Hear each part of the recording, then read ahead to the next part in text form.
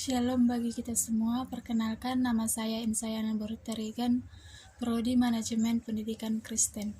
Saya akan menjelaskan bagaimana perkembangan sejarah sosiologi. Pada tahun 1960-an, teknologi pendidikan menjadi salah satu kajian yang banyak mendapat perhatian di lingkungan ahli pendidikan.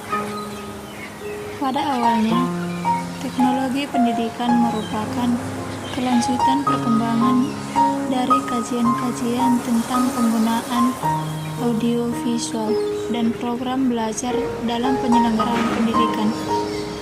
Kajian tersebut pada hakikatnya merupakan usaha dalam memecahkan masalah belajar manusia. Solusi yang diambil melalui kajian teknologi pendidikan bahwa pemecahan masalah belajar perlu menggunakan pendekatan-pendekatan yang tepat dengan banyak memfungsikan pemanfaatan sumber belajar.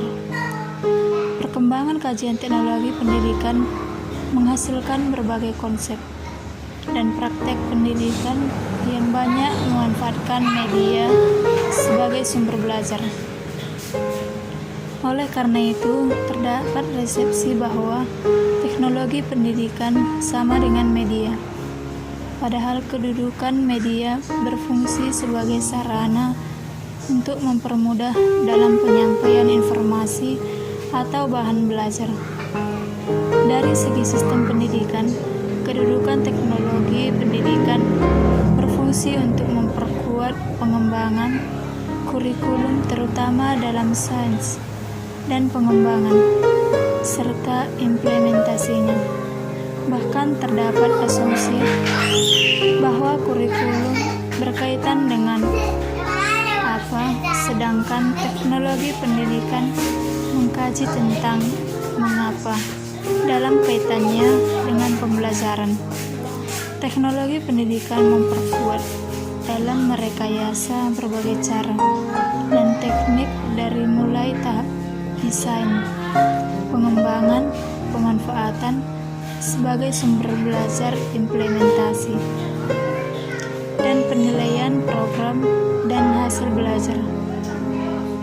Berdasarkan sejarah perkembangannya, istilah teknologi pendidikan mulai digunakan sejak tahun 1963 dan secara resmi diikrarkan oleh Association of Education and Communication sejak tahun 1977, walaupun ada kalanya terjadi overlapping penggunaan istilah tersebut dengan teknologi pembelajaran.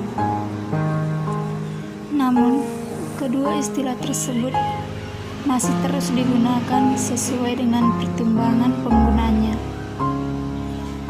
Pada tahun 1965, Finn mengungkapkan bahwa di Inggris dan Kanada lebih lazim digunakan istilah teknologi pendidikan, sedangkan di Amerika Serikat banyak digunakan istilah teknologi pembelajaran. Tapi ada kalanya kedua istilah tersebut digunakan secara seperempat dalam kegiatan yang sama.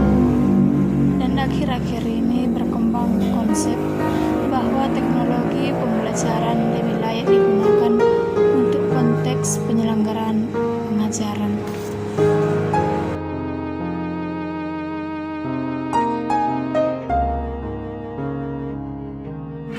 Melihat sejarah masyarakat Eropa di abad pertengahan, maka pada abad itulah terjadi berbagai perubahan besar dalam sistem dan struktur masyarakat sebagai akibat dari revolusi industri.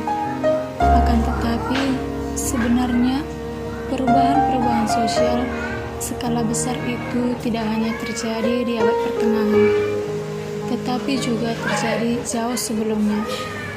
Misalnya, ketika di abad keempat sebelum Masehi, ketika Alexander menaklukkan negara-negara Yunani, yang akhirnya mengubah sistem negara kota menjadi negara kekaisaran.